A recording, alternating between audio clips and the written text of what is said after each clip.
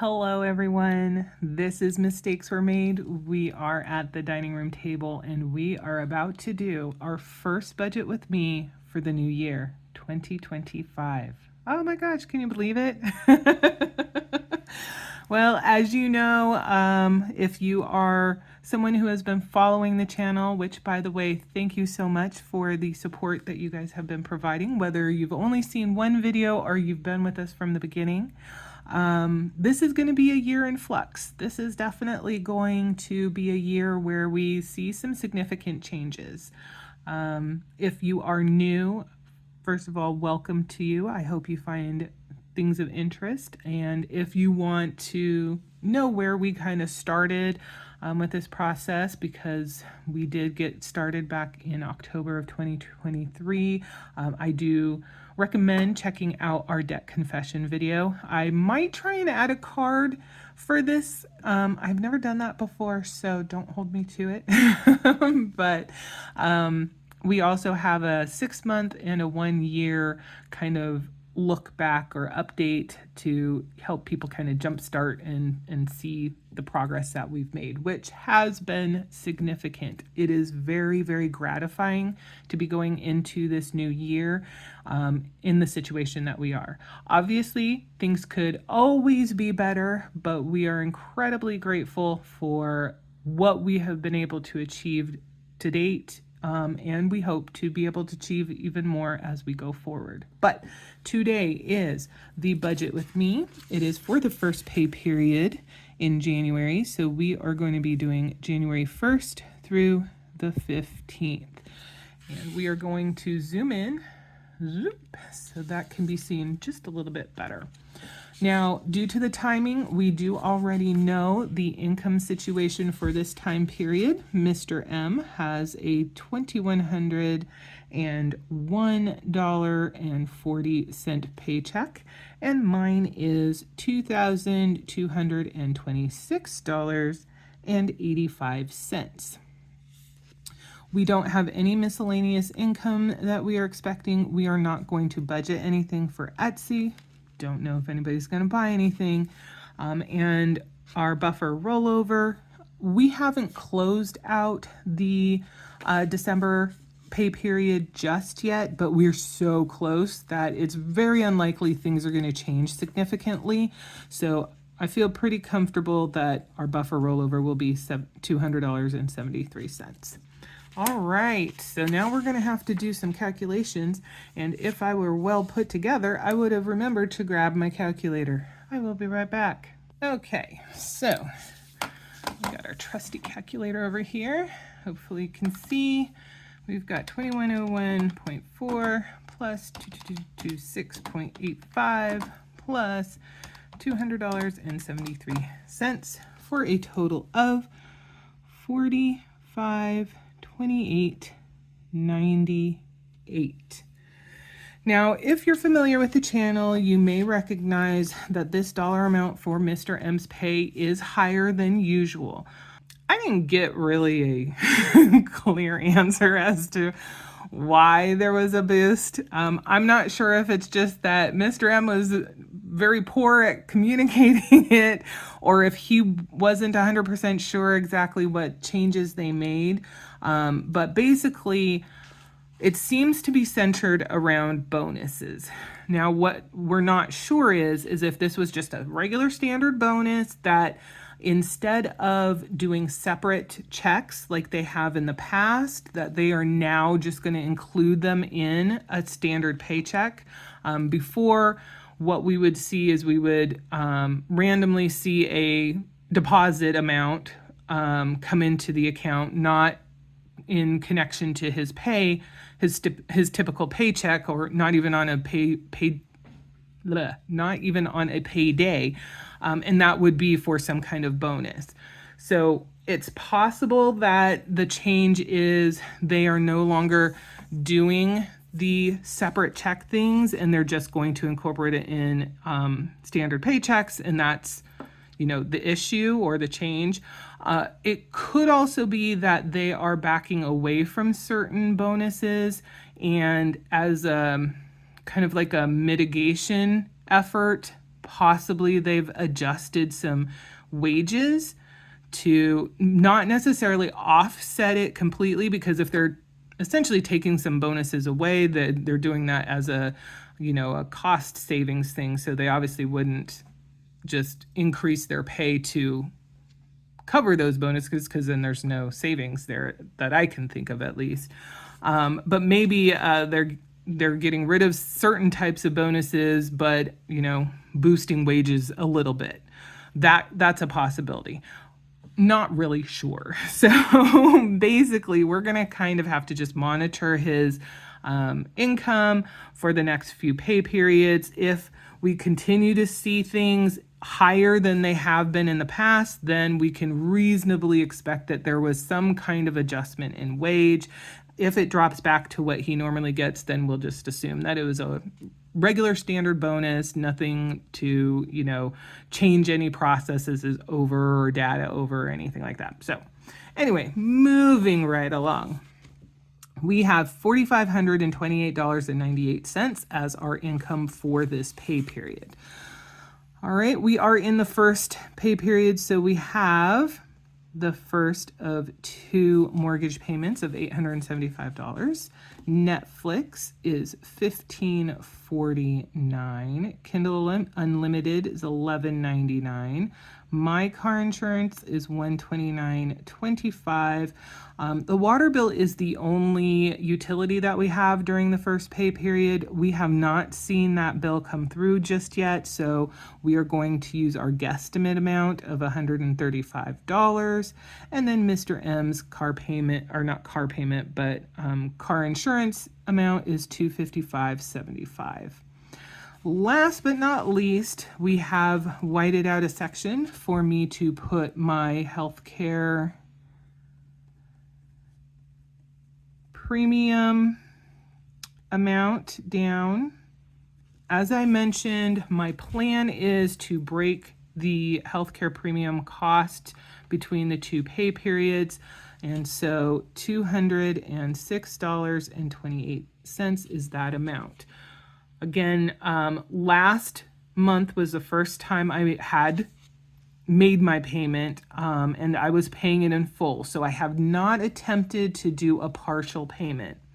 Personally, I don't see why there would be any problem with me doing a partial payment, one during the first pay period, the remainder during the second, but it's possible that this system does not allow that. We will have to see. If all goes well, and I can do partial payments, then I will do half of it during the first pay period, half during the second. It will all be nice and smooth and easy and happy.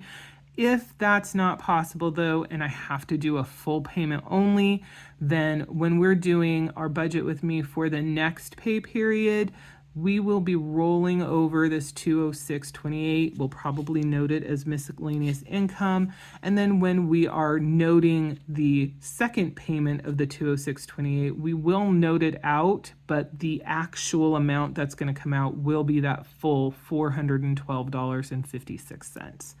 I am really hoping that they make it easy on us and we can just do partials. So the remainder of these costs here are second pay period, simply just due to the date. So let's add this up. We have $875 plus $15.49 plus $11.99 plus $129.25 plus $135 plus $255.75 plus $206.28. And that puts us at $1,628.76 for those costs. We are going to subtract our income amount of $4528.98, which leaves us with a total of $2,900.22. Moving on to savings, we do not do anything with the emergency fund at this time. I probably shouldn't have done that. Oh, I'm not going to white it out just because. Okay, I'm going to white it out. Okay. I had to actually get the white out, which I'm sure you didn't want to see me struggling to reach stuff or hear it. All right, we're gonna skip that over. Okay, so normally we don't do anything during this pay period for emergency fund, and any job loss savings we will figure out at the end. So we are just going to note our typical $200 for the buffer rollover. We will subtract that from our leftover income, which drops it to $2,700.22. All right, now we are hitting on our next kind of big change for 2025. Healthcare being the first one, cash envelopes being the second. If you are new, let me pop this up higher. These are all of the cash envelopes that we currently fund. We do not fund them all during both pay periods. Some are first, some are second pay period. There are a few that we fund during both of them. We have made some changes for the first time in at least 10 months, I would say, if not the entirety of this past year. They had been very, very steady in the same amount. There were a few adjustments we made on one or two individual items, but not anything significant. But we've made some pretty big changes thus far. And so we are not funding AAA during this pay period. We do not fund birthdays. We do fund car maintenance, still at $100. Christmas is our first kind of bump. It is getting $25 this pay period. Nothing for clothing. Dining out gets $50. Entertainment gets $50. That hasn't changed for either of those. Garden and yard, we used to fund during this pay period. We do not any longer. $100 for gas, no changes for that. Gifts, we do not fund for this pay period. Giving gets $5. Grocery gets $200. No changes there. Health, however, we have increased slightly to $15. Household, again, was one we used to fund during this pay period, not any longer. Licenses, we are doing our standard $11. Now, pets is our biggest mover here. We have increased the total amount per month to $250. That's a $90 increase. We are also, or have also changed the funding pattern. We used to just fund it at $160 during the second pay period. Now we are breaking the new amount of $250 in half, so we will be funding at $125 during this pay period. Prime, we do not fund during this particular pay period, and taxes gets $20. Now we'll talk about taxes a little bit more, but basically, now that we are in 2025 and we're starting to, well, we're continuing to fund the envelope, but the funds that we are gathering beginning this year are going to be kept separate from the funds that we have previously put together for 2024, because those are intended for the 2024 tax season for Etsy shop and any other miscellaneous income streams. The money that we are saving in 2025 will be intended for any income that we make in 2025 to cover any potential tax that we might need to pay. So what does that put us at for this? We've got 100, hope you can't see that, plus 25, plus 50, plus 50, plus 100, plus 5, plus 200, plus 15, plus 11, plus 125, plus 20. That puts us at $701. We will subtract the remaining buffer, or the remaining income that we had before, which puts us at $1,999.22. I really wish that we had $2,701. So it would be a nice pretty rollover number.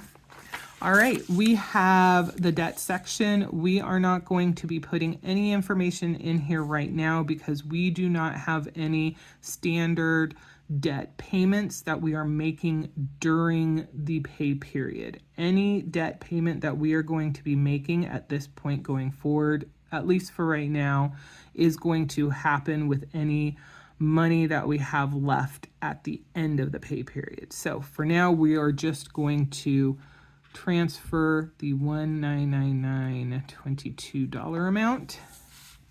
And then we've got my guilt-free spending, which is going to be $30, which drops this to $1969.22.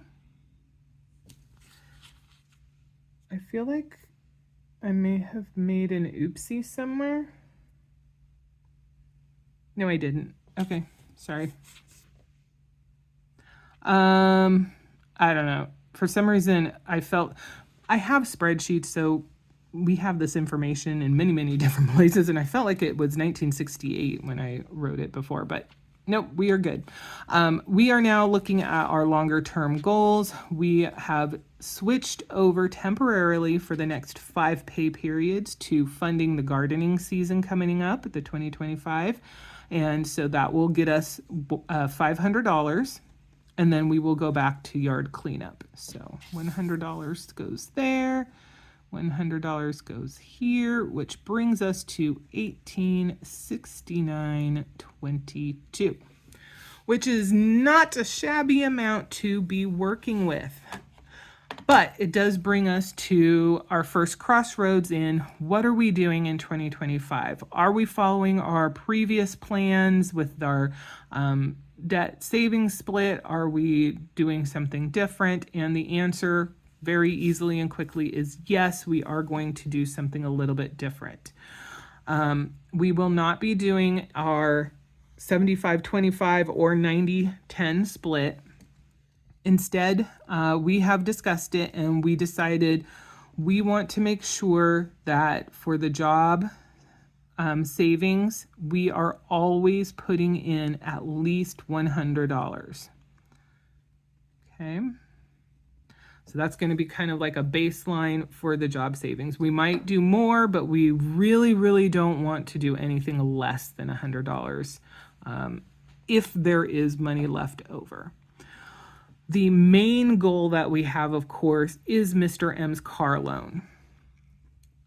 Even with the job savings being there, if it was a question of we only have $100 to go, it will go to the car loan over the savings. So this is still our number one goal. And we very much want to be making as big of payments as we can without eliminating the ability for us to impact other areas, such as the job savings and maybe some other funds that we can put money into and help boost ourselves along. So we don't want to be so rigid in the debt repayment section that we are a little short-sighted on some other things. But again, this is our main goal. So to that end, we made the decision that we would put $1,750 to the car loan. Very hefty amount. So that puts us right now at $1,850. And so last but not least, that leaves us with an additional $19 to go to the emergency fund. We thought about whether we wanted to fund pets because, as folks who have been following the channel know, that has very much been an issue for us. But because we did make some changes to the cash envelopes, we kind of want to see how that goes for us. If we feel that we have made adequate enough adjustments so that we don't necessarily need to include pets as a recipient of extra funds.